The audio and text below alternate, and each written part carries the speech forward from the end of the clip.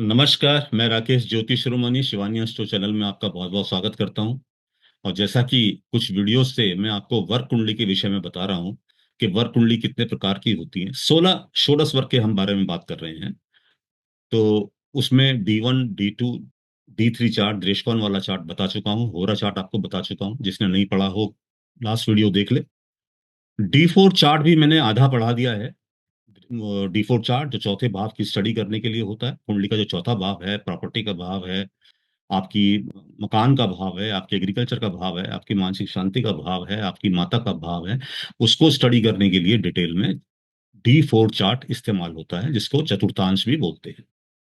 तो वो मैंने आपको करीब करीब पढ़ा दिया है। उसके लिए अगर आपने नहीं पढ़ा है, वीडियो देख लीजिए। चतुर्थांश चार्ट क्या होता है इसके बारे में आपको बता दिया है। और चार भाग होते हैं इसके: 0 से 7 डिग्री 30 मिनट, 7 डिग्री 30 मिनट से 15 डिग्री, 15 डिग्री से 22 डिग्री 30 मिनट, और 22 डिग्री 30 मिनट से 30 डिग्री। उनके बारे में मैंने आपको बताया। कुंडली D4 चार्ट बनाते कैसे हैं ये मैंने आपको बताया कि कुंडली में ग्रह जिस राशि में हो, उस राशि से अगर 0 से 60 डिग्री 30 मिनट में है तो उसी राशि में जाएगा। 60 डिग्री 30 मिनट से 15 डिग्री के बीच में है तो उस राशि से चौथी राशि में जाएगा। 15 डिग्री 23 से 22 डिग्री 30 मिनट के बीच में है तो उस राशि से सातवीं राशि में जाएगा। और 22 डिग्री 30 मिनट से 30 डिग्री के बीच में है तो उस राशि से सातवीं राशि में जाएगा, 10वीं राशि में जाएगा। ये मैं आपको बता चुका हूं। और ये भी आपको मैं बता चुका हूं कि जो ग्रह हैं जितने डिग्री के होते हैं जन्म कुंडली में, उनको देखिए कि 10 डिग्री का है, 12 डिग्री का है, 15 डिग्री का है, 4 डिग्री का है, कितने डिग्री का है वो देखिए। हर चतुर्थांश के यानी 0 से 60 डिग्री 30 मिनट के बीच में कोई ग्रह हो तो उसका स्वामी जो होता है वो सनक होता है। 60 डिग्री 30 मिनट से 15 डिग्री के बीच में कोई ग्रह हो तो उसका स्वामी सानंद होता है। 15 डिग्री से 22 डिग्री 30 मिनट के बीच में कोई ग्रह हो तो उसका स्वामी सनत कुमार होता है। और उससे ऊपर कोई ग्रह हो तो उसका स्वामी सनातन होता है। और इनकी क्या नेचर है, क्या बिहेवियर है, और कैसे होते हैं सनत, सनत कुमार, सनातन, सानंद और सनातन, जो चार देवता हैं जो अलग अलग चतुर्थांश के स्वामी हैं। और कैसे इनको देखते हैं, महादशा को चेक करना चाहिए, चंद्रमा को चेक करना चाहिए किस डिग्री में है और किस चतुर्थांश में है। अब आता है D4 कुंडली आपने बना, जिस तरीके से मैंने आपको बताया आपने बना। अब उसकी जांच करना, कैसे उसको देखें। तो चार चीज तो मैंने आपको बता दी कि सनक, सनातन, सानंद, सनत कुमार, ये सब चीजें आपको देखनी है। देवता आपको चेक करने हैं, महादशा में चेक करने हैं, अंतरदशा में भी चेक कर सकते हैं जिस अंतरदशा में आप पैदा हुए। और जो चंद्रमा चूंकि आपका मन दिखाता है वो, उसको भी आप देख सकते हैं। सूर्य को भी आप देख सकते हैं, सूर्य आपकी आत्मा है, आत्मविश्वास है, तो वो देख सकते हैं कि वो कुछ चतुर्थांश में है। उसके बेस पे आपके अंदर क्वालिटीज आएंगी, आपकी कुंडली इस तरह की होगी। फिर इसमें एक ग्रह बृहस्पति का बहुत रोल है। बृहस्पति बहुत ही खुशी और समृद्धि का कारक है, संतान का कारक है, धन का कारक है, ज्ञान का कारक है। D4 में यदि इसकी स्थिति अच्छी है, ये 6 8 12 भाव में नहीं है, केंद्र या त्रिकोण में है या लाभ भाव में है, तो बहुत अच्छा होता है। ऐसे में इंसान को धन धान्य की प्राप्ति होती है, अच्छी संतान प्राप्ति होती है, ज्ञान की प्राप्ति होती है। मंगल जो होता है वो इमारतों का कारक है।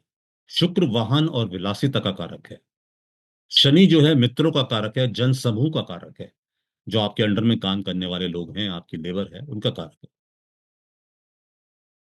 तो उनकी स्थिति भी कुंडली में देख लेनी चाहिए। D4 चार्ट में ये छठे, आठवें, 12वें भाव में होना में प्रॉब्लम हो। ऐसे आदमी को अधिक प्रयत्न करने पड़ते हैं। अगर गुरु चौथे, छठे, आठवें, 12वें भाव में है D4 चार्ट में, तो उसको धन कमाने के लिए बहुत संघर्ष करना पड़ता है। D4 कुंडली में बृहस्पति का संबंध, D4 कुंडली में बृहस्पति का देखिए। अगर बृहस्पति D1 चार्ट के जन्म कुंडली के दूसरे भाव के स्वामी के साथ बैठा है या एकादश भाव के स्वामी के साथ बैठा है, तो ये एक बहुत ही अच्छा शुभ संबंध होता है और सुख समृद्धि को सुनिश्चित करता है। दोनों अगर साथ बैठे हैं, यानी D4 कुंडली में बृहस्पति और D1 चार्ट जो जन्म कुंडली है उसका दूसरे भाव का स्वामी या 11वें भाव का स्वामी अगर एक साथ बैठे हों, तो बहुत शुभ होता है। सुख समृद्धि होती है, अच्छे आपको लग्जरी अपार्टमेंट मिलेगा, आपको लग्जरी व्हीकल मिलेगा। प्रॉपर्टी आपकी लग्जरी प्रॉपर्टी होगी। दूसरा, मंगल जो है वो अचल संपत्ति का कारक है। हमने बताया कि मंगल कंस्ट्रक्शन का कारक भी है, इमारतों की संपत्ति का कारक भी है, अचल संपत्ति का कारक ही मंगल है। तो वो भी देखने के लिए मंगल का बली होना बहुत जरूरी है। तो D4 के दशम भाव में मंगल हो, क्योंकि मंगल जो है किसी भी कुंडली के दशम भाव में दिग्बली होता है। तो अगर D4 चार्ट के 10वें भाव में मंगल है तो आपकी अचल संपत्ति बहुत होगी, या आपको प्राप्त करने में बहुत आसानी होगी। तो ये भी देख लेना जरूरी है कि D4 के किस चार्ट 10वें भाव में मंगल बैठा है या नहीं बैठा है। D1 चार्ट के लग्नेश का, दशमेश का, यानी D1 चार्ट का जो 10वें भाव का स्वामी है, जन्म कुंडली के 10वें भाव का स्वामी, और D4 के लगन का स्वामी जो लग्नेश है, अगर साथ बैठे, जन्म कुंडली के 10वें भाव का स्वामी यानी कर्म भाव का स्वामी और D4 के लगन भाव का स्वामी साथ बैठे, तो प्रचुर आय को सुनिश्चित करते हैं। बहुत अच्छा होता है, ये ध्यान रखिए आप। केतु चौथे भाव में हो या चौथे भाव से संबंध रखता, चौथे भाव में अगर केतु है D4 चार्ट, तो प्राकृतिक आपदाओं से संपत्ति की हानि देता है। केतु का चौथे भाव में D4 चार्ट में होना अच्छा नहीं, ये ध्यान।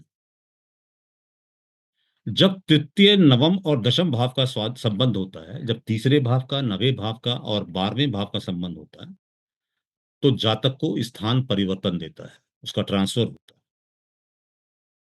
जब द्वितीयेश और एकादशेश का संबंध लगन के साथ चतुर्थ भाव या अष्टम भाव के साथ हो, तो वह घर वापसी को दिखाता है। बहुत इंपॉर्टेंट है। तो ये भी चीज देख लेना चाहिए D1 और D4 के अंदर। यदि चतुर्थ भाव में चर राशि हो और चतुर्थ भी चर राशि में स्थित हो, तो व्यक्ति के पास स्थायी निवास नहीं होता, वो चलता फिरता ज्यादा रहता है, बदलता रहता है। D4 चार्ट देखिए और वो देखिए चतुर्थ भाव में चर राशि है या स्थिर राशि है, द्विस्वभाव राशि है, ये आप जानते ही हैं कौन सी राशि स्थिर होती है, कौन सी द्विस्वभाव होती है, कौन सी स्थिर होती है। तो वो देख लीजिए। अगर चर राशि है D4 के चौथे भाव में, और उसका स्वामी भी चौथे भाव का D4 के, वो भी चर राशि में बैठा हुआ है, तो निश्चित रूप से आपका घर बदलता रहेगा। आप मतलब स्थान आपका स्थायी नहीं होता।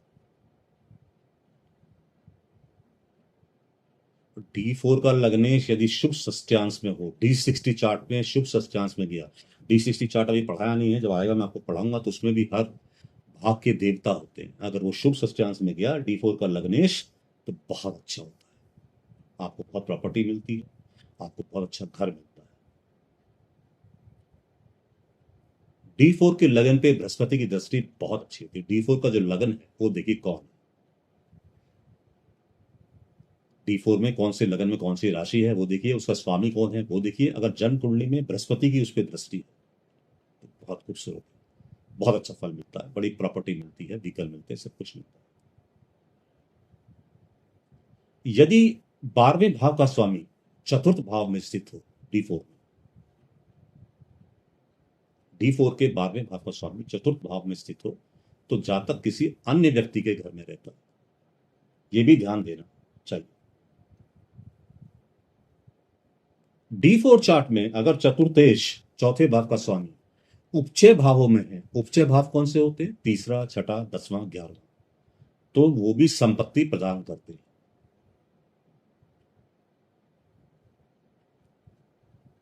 और यदि चतुर्थेश D4 चार्ट का चतुर्थेश यानी चौथे भाव का स्वामी चतुर्थांश का अगर छठे, 8वें, 12वें में हो, तो वो संपत्ति की हानि करते हैं। तो वो भी आपको देख लेना चाहिए। तो ये कुछ नियम थे जो परीक्षण करते हैं कुंडली का, जो जांच लेने चाहिए D4 चार्ट के अंदर। आशा करता हूं आपको समझ में आए होंगे। समझ में आए हो तो लाइक कीजिएगा, सब्सक्राइब कीजिएगा, शेयर कीजिएगा, मोटिवेशन बढ़ता है। और अगली बार कुंडली में आपको पढ़ाऊंगा D7 जो सप्तांश कहलाती है, संतान के बारे में, वो नेक्स्ट वीडियो में दूंगा मैं इसको। और इसके अलावा मैं सूचना देना चाहूँगा कि अप्रैल के महीने से हम लोग रेमेडियल एस्ट्रोलॉजी क्लास स्टार्ट करने जा रहे हैं। जो लोग इंटरेस्टेड हो दिए गए नंबर पर संपर्क कर सकते हैं। और इसके अतिरिक्त अगर आप अपनी कुंडली की एनालिसिस करवाना चाहते हैं या विवाह के लिए कुंडली मैच करना चाहते हैं, तो एक मिनिमम फीस देके आप दिए गए नंबर पर संपर्क कर सकते हैं। धन्यवाद। जय श्री कृष्ण।